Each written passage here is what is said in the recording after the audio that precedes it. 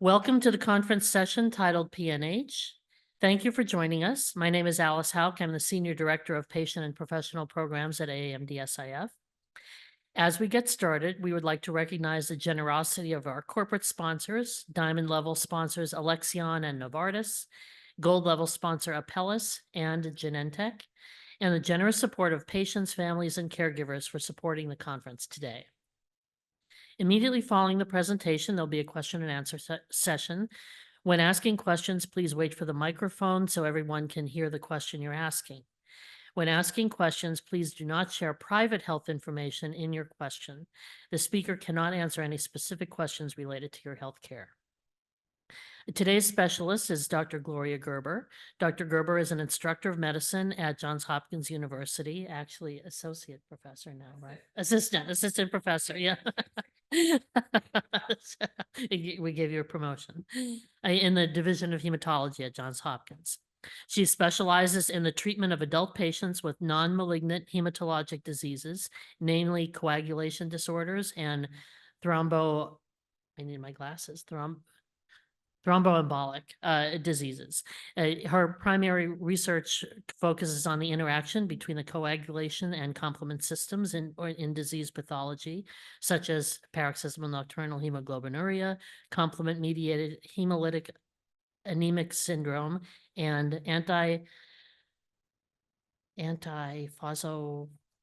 phospholipid syndrome. Thank you. And COVID-19. You're right. With that said, it's my pleasure to introduce Dr. Gerber.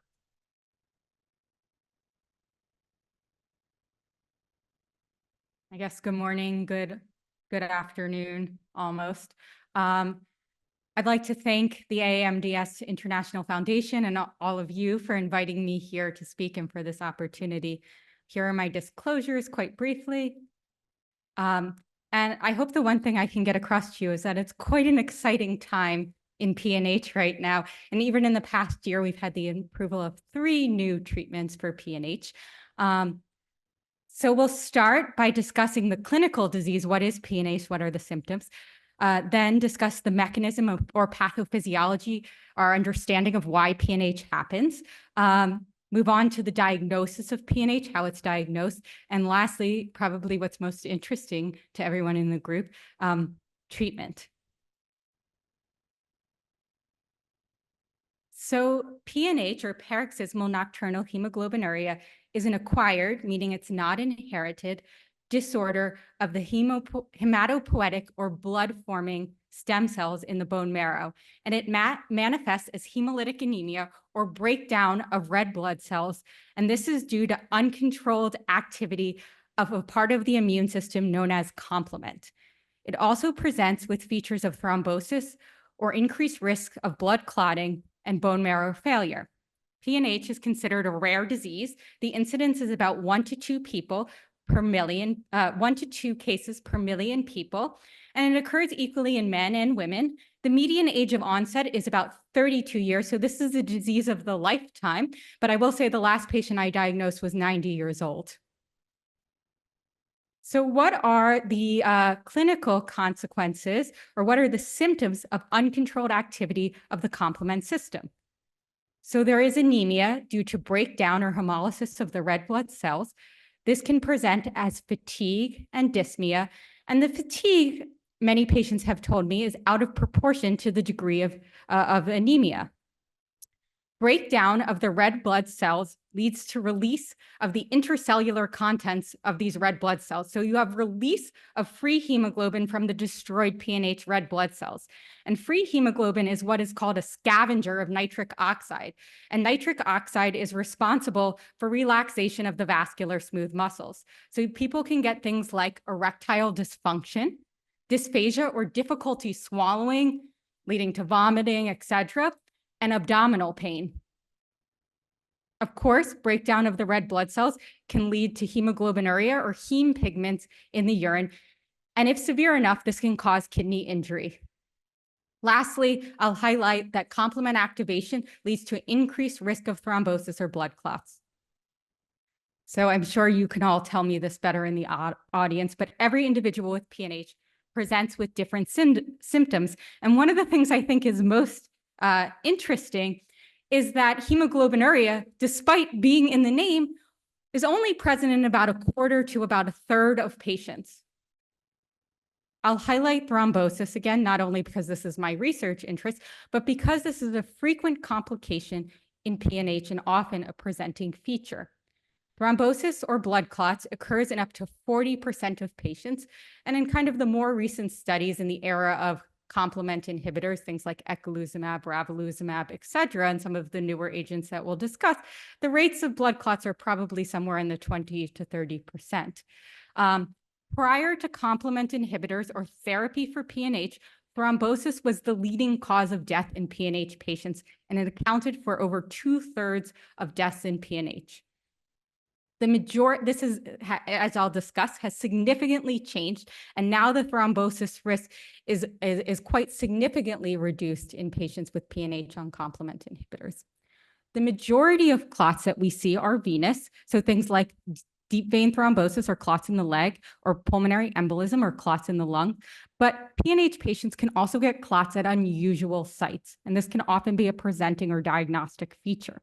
So things like Budd-Chiari syndrome or clots in the blood vessels around the liver that can lead to things like liver dysfunction, clots in other abdominal veins, cerebral venous sinus thrombosis, which is clots in the veins draining the brain.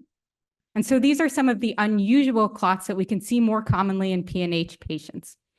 And we know that anticoagulation or blood thinners alone without complement inhibitors does not prevent the recurrence of clots. And this point, I will say, is a bit controversial and debated amongst PNH experts.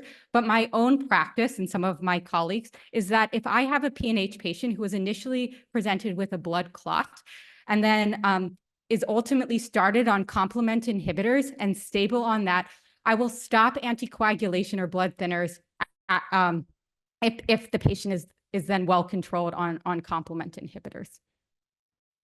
Or at least consider having the discussions about the risks and benefits with the patient. The other interesting thing about PNH, and some of you I'm sure can also attest that diagnosis of PNH is hard and often takes months to years, is that PNH can be a great mimicker of other disorders, right? And at Hopkins and in a recent case series from the Cleveland Clinic and other centers, several patients were given a diagnosis of inflammatory bowel disease or something like Crohn's or whatnot. And this is because on imaging studies, patients present with abdominal pain. I see someone shaking their head, but also on imaging studies, we can see impaired blood flow to parts of the small bowel in some PNH patients with abdominal pain. And patients in PNH can get kind of the large vessel clots, but you can also get small vessel thromboses in the blood supply to the small bowel. And on imaging, we can see inflammation of parts of the small bowel sometimes. And even on endoscopy or scopes, sometimes we can see ulcers in parts of the small bowel. And I can think of about 3 patients at Hopkins who were given the diagnosis of inflammatory bowel disorder and later treated for PNH and got better. So PNH, we've come a very long way. So before the introduction of eculizumab, which was the first complement therapeutic for the treatment of PNH, the median survival of patients with PNH was 15 to 20 years.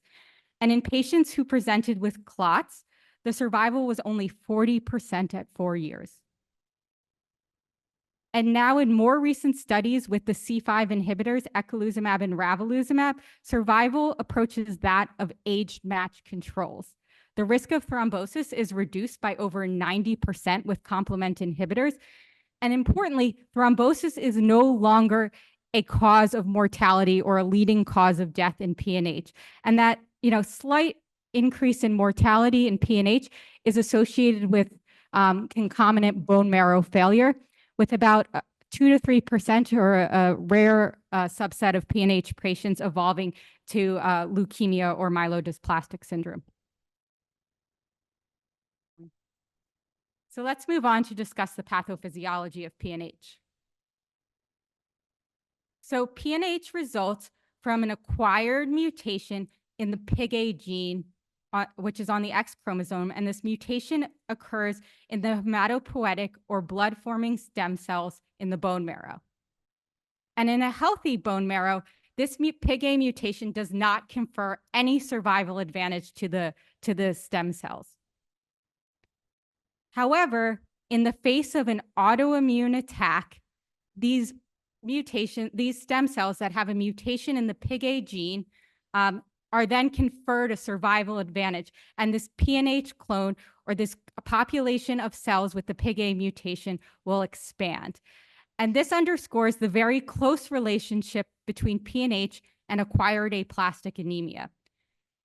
You should also note that PNH can arrive de novo or in the setting of another defined bone marrow failure disorder like aplastic anemia or MDS.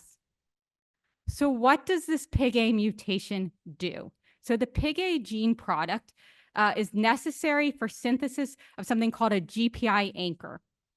So GPI anchors attach some proteins to the surface of cells. So when you have a mutation in PIGA, this causes PNH blood cells to have reduced or absent expression of these GPI anchored proteins. And the two proteins I want you to focus on that are most important for PNH are CD55 and CD59. And these CD55 and CD59 regulate complement activity or inhibit complement activity. So what is complement? What is the complement system? Complement is part of the innate immune system. It participates in the defense against foreign pathogens like viruses, etc., bacteria.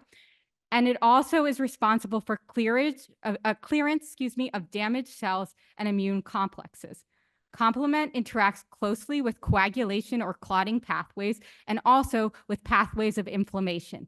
And importantly, as you can imagine, complement is highly regulated to prevent damage against our own cells. So complement is initiated through three pathways: the classical pathway, the lectin pathway, and the alternative pathway. And we'll focus mostly on the alternative pathway because this pathway, the alternative pathway, is constantly active in our bodies at a low level. So complement is constantly active in our bodies at a low level through the alternative pathway. So then you'll see that these three initiating pathways of complement converge at the level of the C3 convertase and generate C3b. This goes on to induce more generation of itself, right, to activate and amplify complement, but C3b also goes on to participate in forming the C5 convertase, which cleaves C5 into C5a and C5b. And C5a is an inflammatory mediator. Focusing again here on the C5 convertase, C5b then joins up with C6 through C9 to form the membrane attack complex, which is C5b9. And that membrane attack complex forms pores in red blood cells or in the cell membrane and leads to something called intravascular hemolysis, or breakdown of red blood cells in circulation. But in normal cells without the PIGA mutations, so in cells that aren't PNH cells, we have CD55 again and CD59, and these are these GPI anchored proteins, and they inhibit activity of the complement system and formation of the membrane attack complex, and therefore block intravascular hemolysis from occurring. However, in patients with PNH, you have deficiency of CD55 and CD59 due to this PIGA mutation, and this leads to intravascular formation of the membrane attack complex and intravascular hemolysis. And so PNH patients will have chronic hemolysis that occurs through the alternative pathway, but patients with PNH can also have paroxysms or episodes of increased complement activity through any of these pathways that can lead to increased PNH symptoms and increased hemolysis. So this next part is a bit, bear with me, there's going to be a couple of definitions that need to occur to further understand kind of types of hemolysis and as we talk about treatment options. So there's intravascular hemolysis that we just discussed, and this is breakdown of the red blood cells that occur in circulation, and this occurs due to formation of the membrane attack complex, okay? And intravascular hemolysis can cause symptoms like hemoglobinuria, And it can also cause those smooth muscle dystonias like abdominal pain, erectile dysfunction, difficulty with swallowing. Then there's also something called extravascular hemolysis, and I'll go into detail in this in the following slides. But this is destruction of the red blood cells that occurs in the liver and the spleen. And extravascular hemolysis only occurs in PNH patients who are on terminal complement inhibitors or C5 inhibitors like eculizumab or ravulizumab.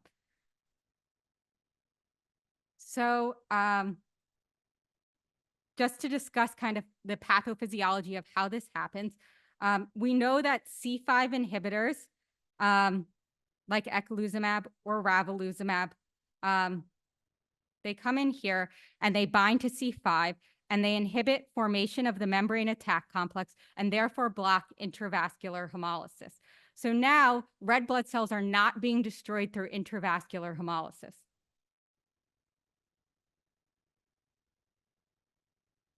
So now that you have red blood cells that are, you have blockage of kind of this terminal complement or formation of the membrane attack complex, and red blood cells are surviving longer in circulation because of intravascular hemolysis, but you still have activity of kind of this earlier proximal complement pathways. And what happens here is because you have activity of these early complement pathways in PNH, the cells are C3b deposits on the cells, and it acts as a tag or an eat me signal. So these cells that have C3b deposited on them will then go through the liver and spleen, and certain cells called macrophages will kind of gobble them up and eat them, and that results in extravascular hemolysis.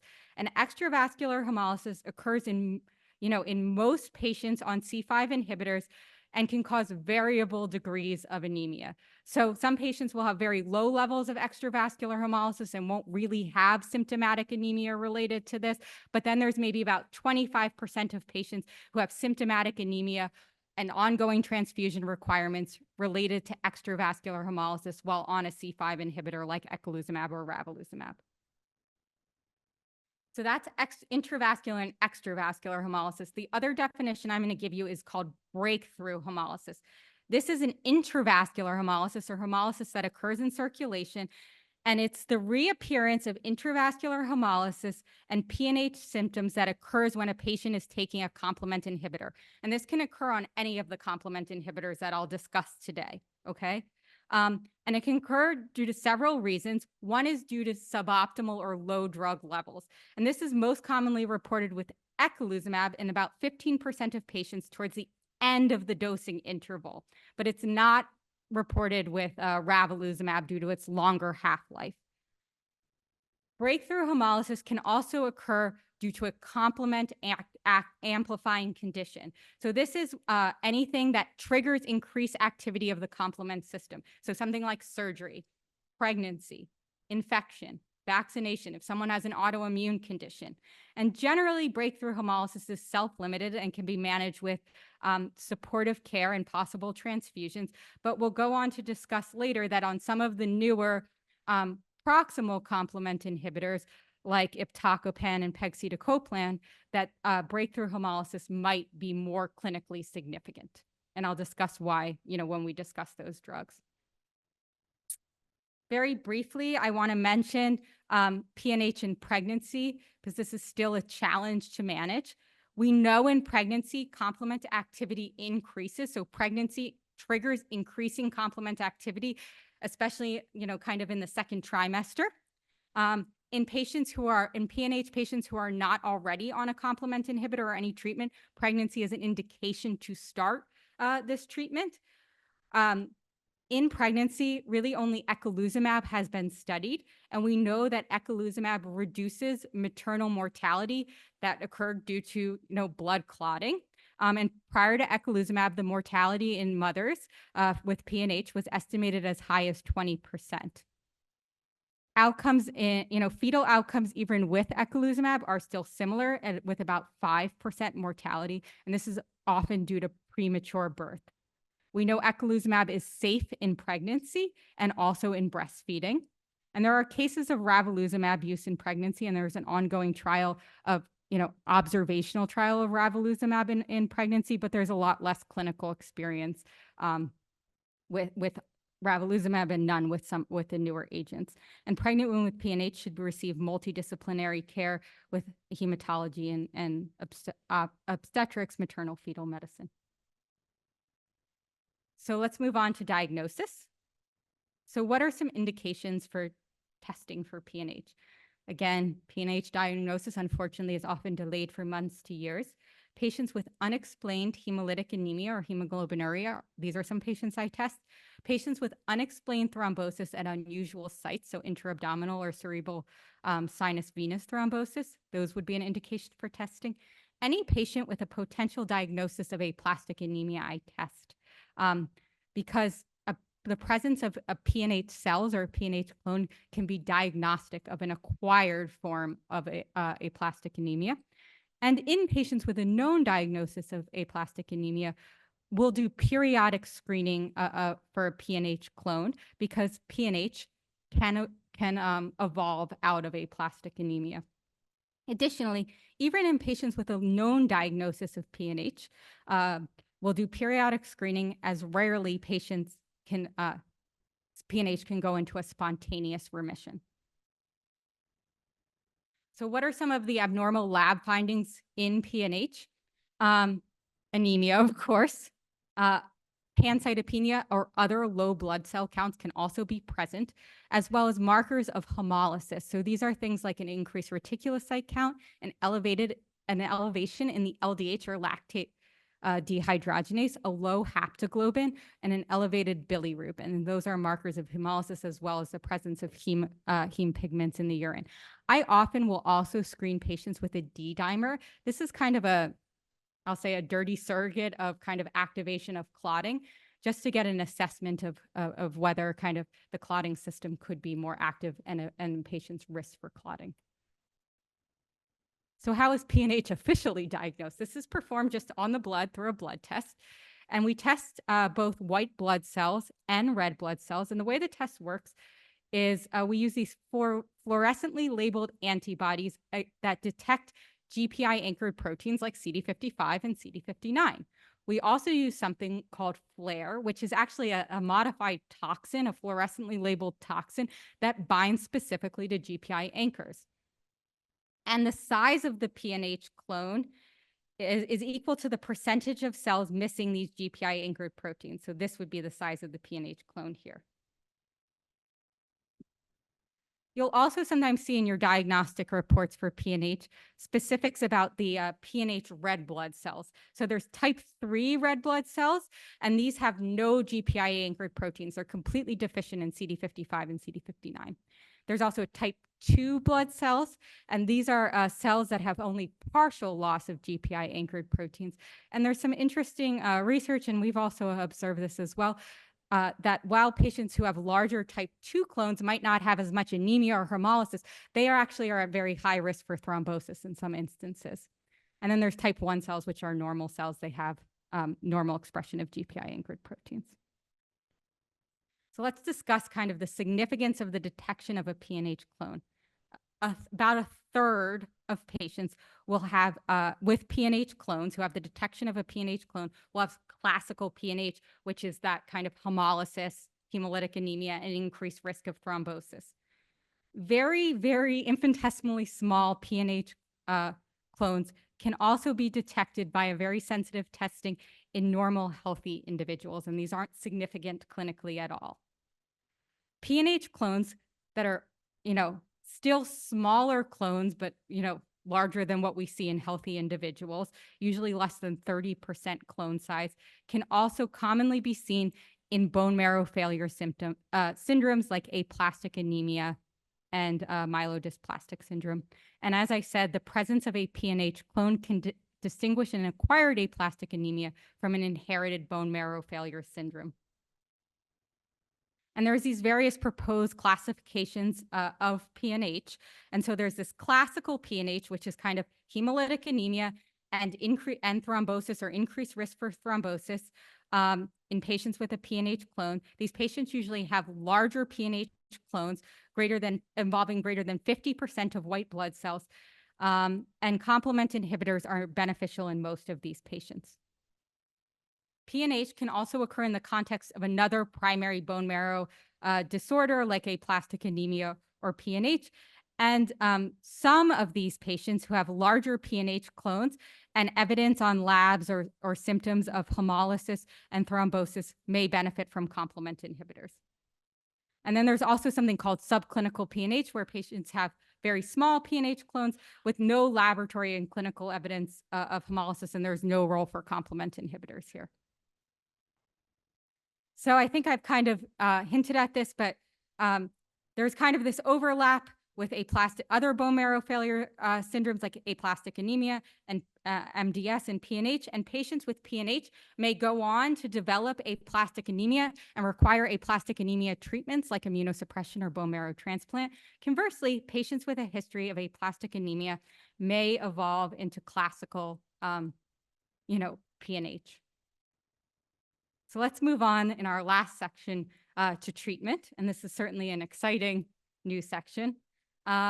So what are indications for starting complement inhibitors? As I mentioned before, about a third of patients with PNH clones will have this classical PNH. They have larger clones. They have evidence of hemolysis. They have thrombosis or increased risk for thrombosis. They have multiple PNH-related symptoms that we discussed, and complement inhibitors have been shown to improve outcomes in these patients. In a small, in a group of PNH patients with classical PNH, a small group can be observed. So maybe some patients who don't have significant anemia aren't having symptoms of PNH and aren't at increased risk for blood clotting, and maybe you're monitoring them with things like D-dimers. So those patients can be observed and monitored closely. Then there's another 2/3 of patients who have subclinical PNH or PNH overlapping with aplastic anemia or MDS. Usually these patients have smaller PNH clones. And however, some patients with kind of larger PNH clones, evidence of hemolysis and PNH symptoms or thrombosis may also benefit from complement inhibitors. But it's important to remember complement inhibitors do not affect or treat bone marrow failure or the other low blood cell counts. So I put together this just to give you a sense of time and scale. PNH was first described in 1911. It took over a century almost to have the first therapy for PNH, eculizumab, in 2007. And then you can see here in the last 5 or so years, really an expansion of PNH-directed therapies. And we'll discuss each of these. So there are the different PNH therapies can be classified as terminal or proximal complement inhibitors. And the proximal complement inhibitors inhibit mostly the alternative pathway and upstream complement. They're pegcetacoplan, iptacopan, and danicopan. And then there's also the terminal complement inhibitors that act at complement C5 and inhibit the formation of the membrane attack complex specifically. These are eculizumab, ravulizumab, and crovalimab. And those are the ones that are FDA approved. Let's start by talking about the terminal complement inhibitors, the C5 inhibitors. So eculizumab and ravulizumab are monoclonal antibodies against complement C5 here. And they act by binding to C5 and preventing the formation of the membrane attack complex and therefore preventing intravascular hemolysis. Eculizumab, after a loading dose, a weekly loading dose for 4 weeks, is dosed every 2 weeks. And ravulizumab is very, very similar as a compound to eculizumab, but it has it's changed in 4 positions. That leads to a longer half-life. Therefore, ravulizumab is dosed every 2 months. These are both intravenously dosed. Ravulizumab is dosed based on weight. We have the most experience with the terminal complement inhibitors, eculizumab and ravulizumab. We know that they reduce or eliminate the need for transfusions, and the need for transfusions is eliminated in about 75% of patients. They importantly reduce the risk of thrombosis by over 90%. They've led to an improvement in quality of life, and mortality, aside from that attributed to bone marrow failure, is comparable to age-matched controls when in studies of these agents. The main safety concern is an increased risk for Neisseria infections, so Neisseria meningitis infections. The absolute risk is small. It's increased by 0.5% per year. However, that's a significant increase from the general population. And even with vaccination and vaccination against there's two meningococcal vaccinations, even with vaccination, there's still an 1,000-fold increased risk with the complement inhibitors. And this applies to all of the complement inhibitors we'll discuss from here on out. As I said, vaccination is required. It's required 2 weeks before dosing of the complement inhibitors. That being said, if vaccination can't be given in that time frame, 2 weeks before, patients are placed on prophylactic antibiotics, and some patients will remain on prophylactic antibiotics. Very generally, we place patients who are less than 40 years old on prophylactic antibiotics throughout the duration of their treatment. This slide is mostly to emphasize that we at Hopkins and I almost exclusively use ravulizumab over eculizumab. Of course, that there's the dosing convenience every 2-month dosing, but with ravulizumab, because of the weight-based dosing, because of the longer half-life, there is less kind of breakthrough hemolysis that is seen in these patients compared to eculizumab. Next, I'll move on to crovalimab. This is also an inhibitor of C5. It's dosed monthly after the loading dose. It starts with a single IV loading dose, and it's dosed as a subcutaneous shot, basically. This is also an antibody against C5, but it has a different binding site and mechanism of action than eculizumab and ravulizumab. And this is important because in very, very rare patients of Asian descent, mostly Japanese descent, there's a group of these patients that have a mutation in C5 that causes resistance to eculizumab. Of course, meningococcal vaccination is still required. And in the phase 3 trials of crovalimab, both in treatment-naive patients and also on patients who were previously on eculizumab or ravulizumab, crovalimab was found to be non-inferior to eculizumab. This was not tested against ravulizumab. And patients seemed to prefer, or patients preferred crovalimab, the mode of delivery, as compared to eculizumab. The one unique side effect of crovalimab that I'll discuss is called a type 3 hypersensitivity reaction. This only occurs in patients who've been previously treated with either eculizumab or ravulizumab. And what basically happens is a drug-target drug complex, that's a mouthful, forms, but basically what you have is crovalimab, C5, and eculizumab or ravulizumab form a complex in circulation. And this can lead to these type 3 hypersensitivity reactions, which manifest as things like joint pain or arthralgias, kind of a vasculitic purpura-type rash. And 2 patients also reported the onset of neuropathy, which was possibly related to a hypersensitivity reaction. This occurred in about 20% of patients who switched from eculizumab or ravulizumab. It resolved in about 90% or the vast majority of patients, and this occurs mostly with the first dose. But it led to drug discontinuation in 1 patient. So those are the terminal or C5 inhibitors. Now we'll move on to a discussion of the proximal complement inhibitors. So pegcetacoplan, iptacopan, and danicopan. And danicopan, pegcetacoplan and iptacopan are standalone agents, but danicopan must be dosed in combination with a C5 inhibitor, eculizumab or ravulizumab. So the proximal complement inhibitors act here, and therefore they block both extravascular and intravascular hemolysis, as compared to the terminal complement inhibitors that we just discussed that only block intravascular hemolysis. So the first one we'll discuss is pegcetacoplan. This was the first approved in 2001. It binds to C3, and it's administered as a twice-weekly subcutaneous infusion. Some people will need it every 3 days. And so it's administered either through an infusion pump or an on-body injector, and it goes over about 30 to 60 minutes. Vaccination, again, is required against Neisseria and also against Streptococcus.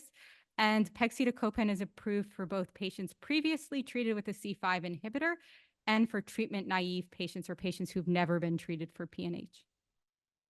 So this is the Pegasus trial. It's the phase 3 trial of pegcetacoplan that I'll highlight. And this is in adult patients with PNH.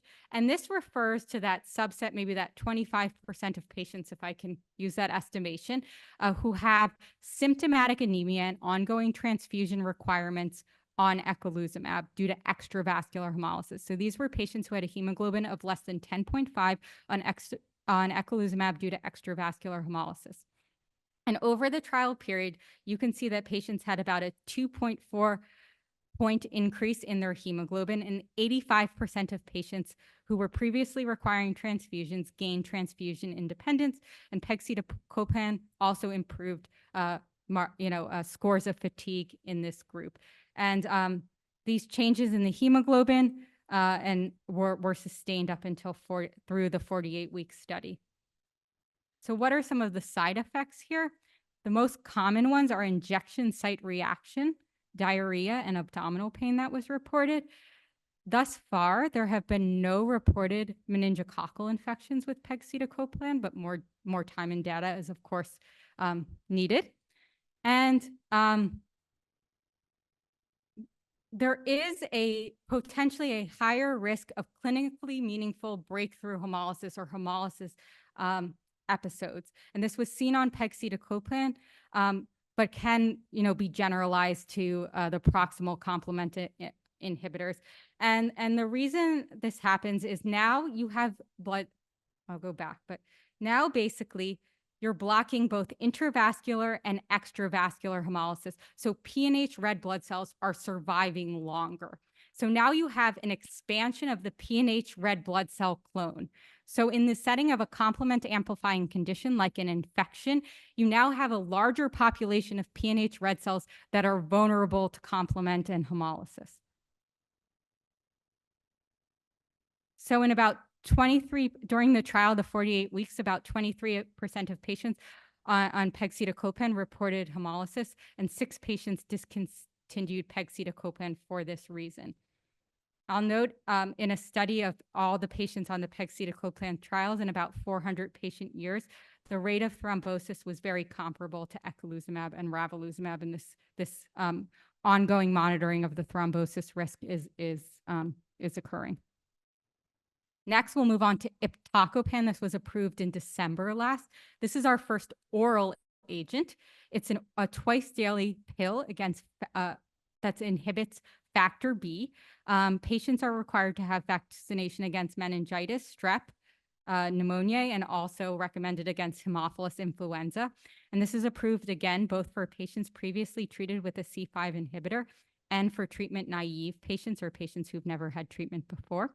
It's not recommended in severe liver disease or with severe kidney impairment with a GFR less than 30. So this was the recently published phase 3 trials of iptacopan. They're called the APPLY and APPOINT trial. The APPLY trial was very similar to the trial of pegcetacoplan that I just presented to you. So this again was patients who had symptomatic anemia and ongoing transfusion requirements on a C5 inhibitor, either eculizumab or ravulizumab, and these patients had a hemoglobin of less than 10 due to extravascular hemolysis.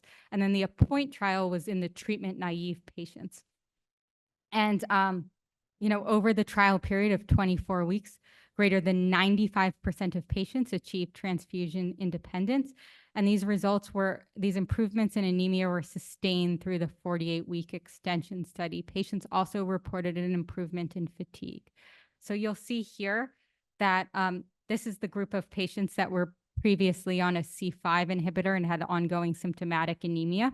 And you'll see that 80% of these patients had a 2-point increase in their hemoglobin, and about 60-70% of patients achieved a hemoglobin greater than 12. And looking at kind of studies from eculizumab and ravulizumab combined, maybe that occurs in about 25% of patients estimated. What are the side effects? So the common side effects that have been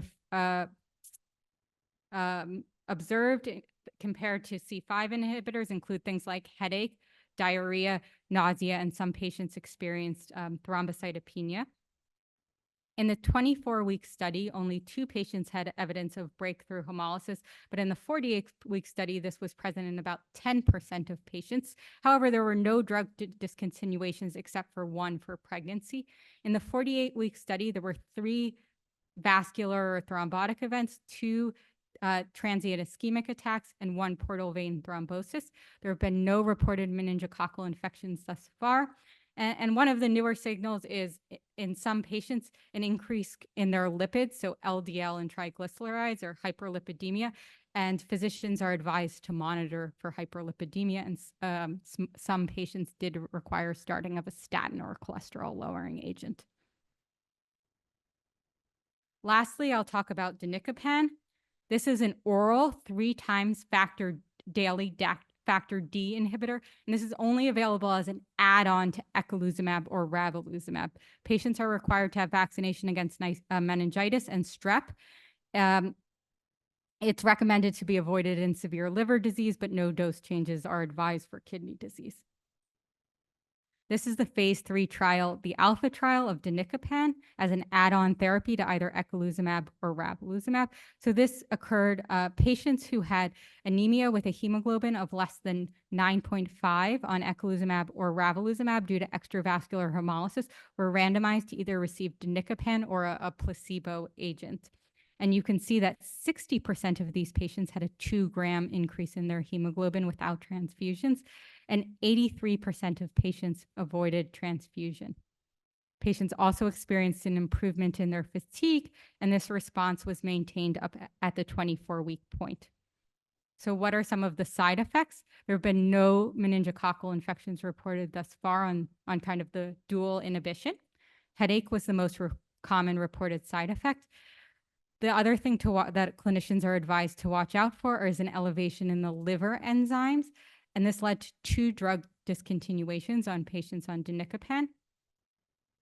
Conceivably, you could imagine that breakthrough hemolysis was much less common. There was only 1 event reported, and this was due to a COVID-19 infection.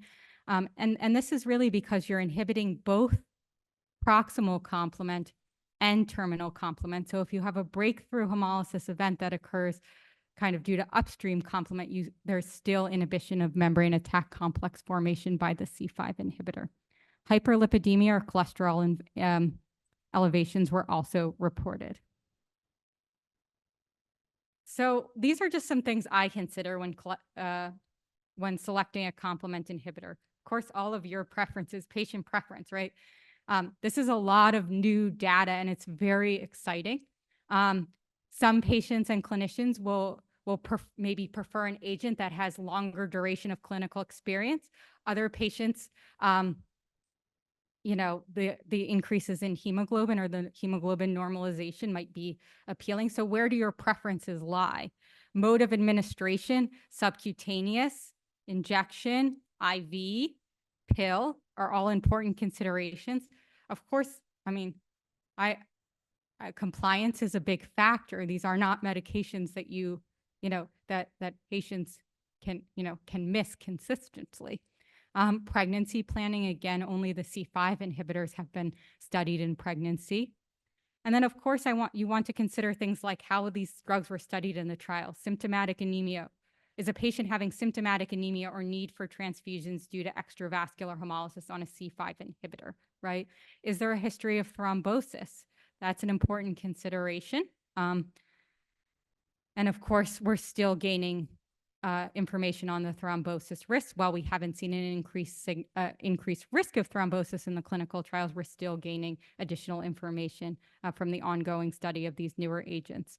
And then, does a patient have a complement amplifying condition at baseline? So perhaps a patient who has an autoimmune disease in addition to their PNH might benefit from dual complement inhibition. It's also important to remember that anemia and PNH can be due to many reasons. So extravascular hemolysis we just discussed is one of them, but you have to consider other things. So bone marrow failure from things like aplastic anemia, no complement inhibitor is going to help treat that, right? Nutritional deficiencies, patients with PNH can get things that people without can as well. Bleeding, kidney dysfunction, iron overload, a large spleen can all contribute to anemia. So it's important to have a holistic evaluation of a patient's anemia.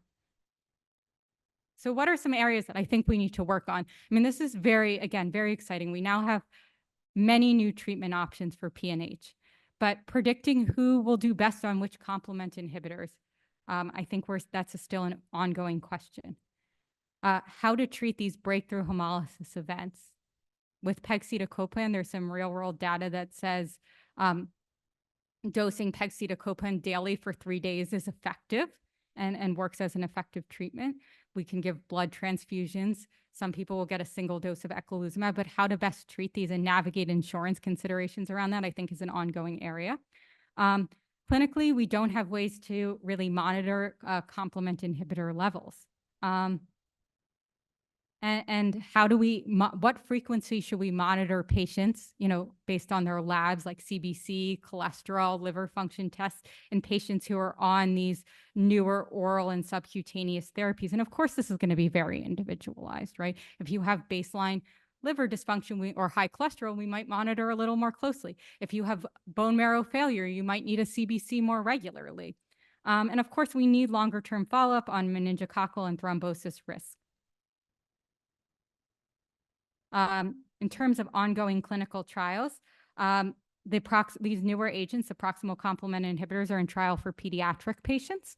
And I want to highlight, there's also through the AMDS Foundation here, there's a new global PNH patient registry. And what's unique and exciting and important about this is that patients input their own PNH data through serial surveys. So this is really a patient-driven registry and will provide very important information. And now that we have many inhibitors about the symptoms people are actually experiencing. I'd like to thank you all for your attention. I hope this wasn't too much of a whirlwind tour. I'd like to thank the AMDS Foundation for inviting me to speak. Of course, patients and their families who, contribute to our care and understanding of this disease every day, and the physicians and Alexis Reed, our PNH nurse at Hopkins, who've helped me to understand this disease. Thank you.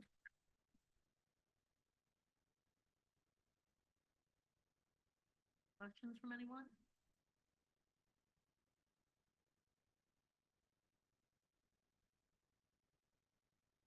Hi, thank you very much for this presentation.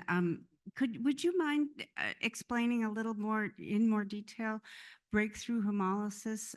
What I don't understand, I may be the one danicopan person who reported breakthrough hemolysis in that study, since there's only one up there. How is it that when you're effectively treated by complement inhibitors, something in your immune system can just blow through all that protection? I think, no, sorry. I think that's an excellent question, and I might not have a perfect answer because I think, it is certainly a challenge, right? I think that in some individuals, let me go back to the pathways, but in some individuals, for whatever reason, complement activity is so high. And I don't think we completely understand why that is. So I think there's a couple of considerations. First, there are some other mutations that have been found that might increase risk for kind of hemolysis, mostly extravascular hemolysis, but there are some, certain genetic variants, they're not even really mutations, that might increase risk of, hemolysis. The other thing that I think is, and this is just me, somewhat theoretical, but, we're really blocking the alternative pathway and the terminal complement pathway in people who are on dual complement inhibition. But I guess if you have a strong stimulation, let's say through the classical pathway, so the classical pathway is activated by antibodies, so the immune system, right? And, let's say you have a strong signal through these pathways, conceivably in my mind that you might experience breakthrough. And that one breakthrough event was during COVID, right? So maybe that's activating the classical and the lectin pathway more. So it's all a balance of the strength of the complement activity and kind of the level of inhibition of the drugs. And I will also say, and this again is somewhat technical, but every target has different pharmacodynamic, pharmacokinetic properties. So in inflammation, for example, we know that levels of things like C3 or factor B might rise. So again, it's all the strength of what's going on with your immune system versus the pharmacologic blockage of the complement inhibitors. And that's my best answer for right now.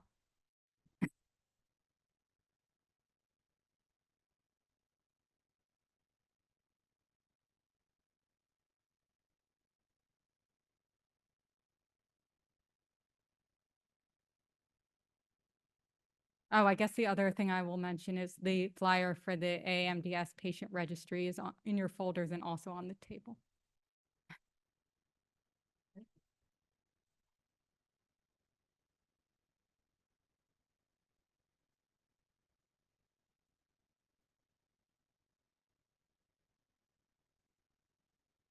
Thank you, Dr. Gerber, for sharing your time and expertise with us today.